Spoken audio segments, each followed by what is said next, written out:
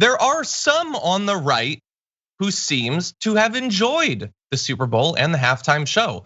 And we're gonna have to give some credit. Don't worry, we'll work to find a way to take it away. I'm sure we'll get there.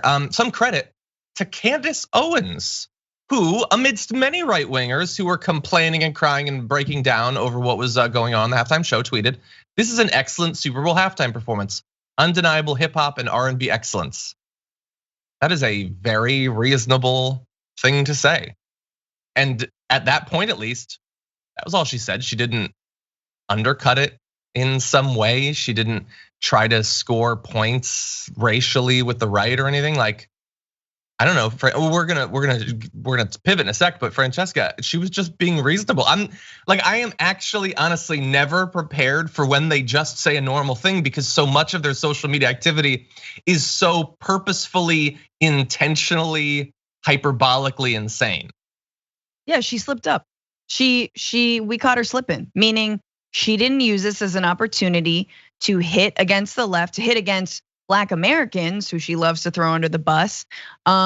She just kind of said what she felt, and probably who she used to be before she decided to become a right-wing grifter.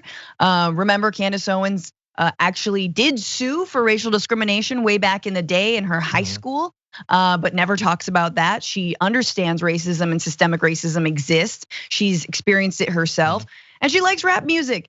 And she just slipped up. We caught her slipping, which I think is really funny, because you're like, oh yeah, you're a human who grew up, you're probably a millennial. You really like Dr. Dre and Snoop, like we all do, and you grew up listening to him, and hell yeah, it was excellent. Yeah, I don't know. I mean, like, maybe we would disagree as to whether it's slipping or is this her exercising actual like autonomy and freedom from the very, very, very carefully crafted brand that she has designed to profit in this media sphere. I don't know. I like at least the idea that these people do have something inside that exists, that is real and true, that Tomi Lahren can have a thought that didn't go through 30 filters of, will this increase my clout and money? Totally. I just like that idea. But anyway, the reason generally that they are so careful with what they say is because they have been conditioned to be. They say a certain sort of thing, people clap for them. They say another sort of thing and people jeer at them. And so that is what Candace Owens got. We're not going to show some of the tweets I could have, because we don't like to show racial slurs on air. But some of them include worst ever. And like usual, the NFL has to push the diversity crap, but yet there was no diversity. Maybe a rock musician and a hip hop artist, each one doing a performance, then let the crowd decide who gets the biggest cheer. Why does everything have to be a competition, by the way? Michael says, I'm sorry, just diversity in the NFL.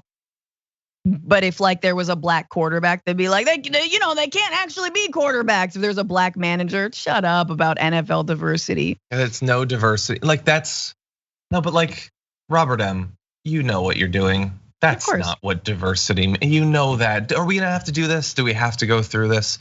That's not how it works. You don't need to have diversity in every single atom, every quark, however tightly you cut it. Okay, sure. If you look back someday and the last 50 Super Bowl performances have all been Dr. Dre, then okay, you can make some sort of case, but that is not how diversity actually works. Would you like to run the numbers racially on performances over the last 50 years in the Super Bowl? I don't think you do. Anyway, Michael is worried that the NFL has dismissed 70% of America with the halftime debacle. What are you talking? I don't think I've ever liked one of the, other than maybe Beyonce and kind of Lady Gaga. I don't think I've ever liked anyone who performed at the Super Bowl. When am I going to be represented? Candace, please tell me that you're kidding. That was really ghetto. NFL, NBC, Pepsi showed zero diversity. Jesus. Ooh. There was a white rapper on stage. Are we ignoring Eminem? I feel like you're erasing him. This is Eminem erasure, and I will not stand for it. Yeah. The NFL produced a halftime show featuring music that is the anthem for sexual assault, promiscuity, and violence against law enforcement. And I want to be very clear, as much as I disagree with many of these people, I do agree that the NFL halftime show is not the proper venue for glorifying sexual assault, promiscuity, and violence against law enforcement. It is Republican presidential campaigns. That is where you are supposed to glorify those things. Insurrections in January are when you're supposed to be glorifying violence against cops.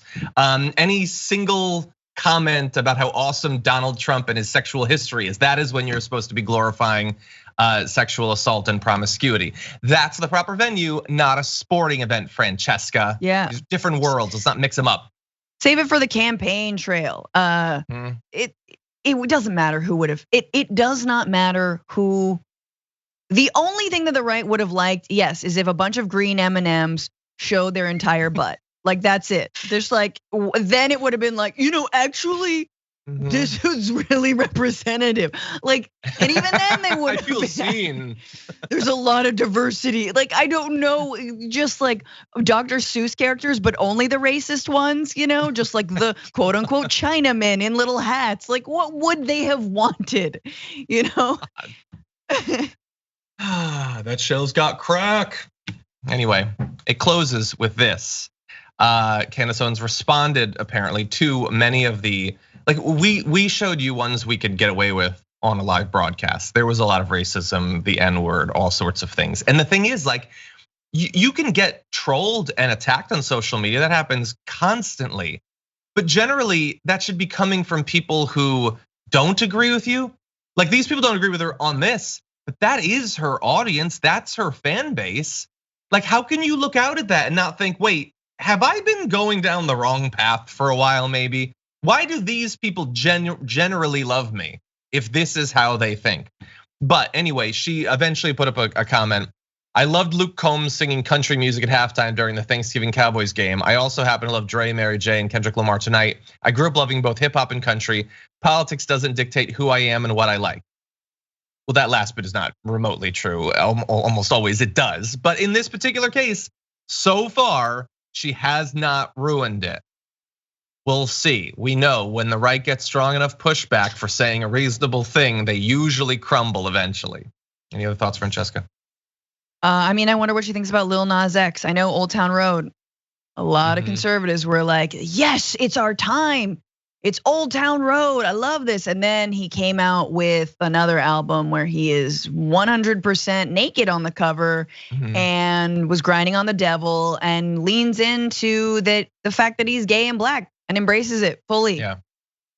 I wonder how they feel. I just love that turnaround. Anywho, I'm done. Yeah, no, that was an amazing evolution. And if you're Lil Nas X, what are you supposed to do? I mean, you can't stay naked because that's a league of sexual anarchy, but you can't cover up because then you're giving in. You're basically a green M&M. What are you supposed to do if your ass is out? I don't know.